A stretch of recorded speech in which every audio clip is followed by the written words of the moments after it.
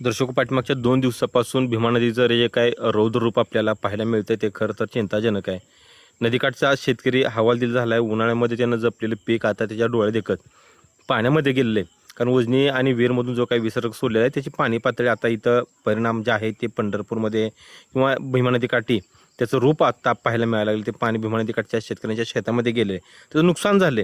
मात्र आता आपल्याला थोडीशी दिलासादायक बातमी या ठिकाणी मिळते आहे. कारण दौंडची जी आवक आहे दौंडची आवक आत्ता कमी झालेली आहे आणि उजनीचा जो काही विसर्ग आहे तो सुद्धा कमी करण्यात आला आहे. या व्हिडिओच्या माध्यमातून आपण दौंड आणि दौंडचा विसर्ग, उजनीतला भीमा नदीचा विसर्ग आणि वीरचा विसर्ग याची सविस्तर माहिती पाहतोय.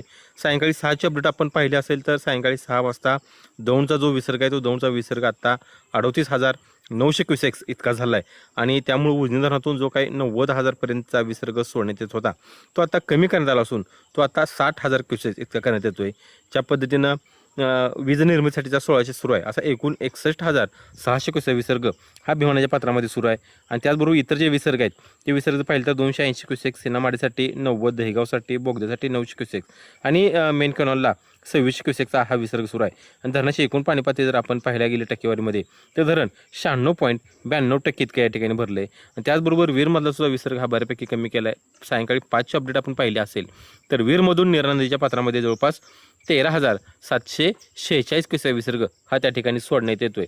असं एकंदरीत आपण जर पाहायला गेलं तर उजनीतला जवळपास 61,000 विसर्ग आणि हा वीरमधला 63,000 विसर्ग असा पाहिला तर एकूण 70-75,000 क्युसेक विसर्ग हा संगमच्या पुढून भीमा नदीच्या पात्रामध्ये आपल्याला येण्याची शक्यता आहे. जर सायंकाळी 5ची अपडेट आपण पाहिली तर निरा नरसिंगपूर जो या ठिकाणी आहे की ज्या दोन्ही ठिकाणी उजनी आणि वीर धरणाला पाणी एकत्रित तिथली पाणी पातळी जर पाहायला गेली तर तिथली पाणी पातळी ही 1,10,478 क्युसेक वेगानं ही संगममध्ये भीमा नदी वाहते आहे. आणि पंढरपूरमध्ये ती जर भीमा नदीची पाणी पातळी पाहिली तर ती 1,05,979 क्युसेक्स या वेगानं पंढरपूरमधून भीमा नदी पाहते आहे.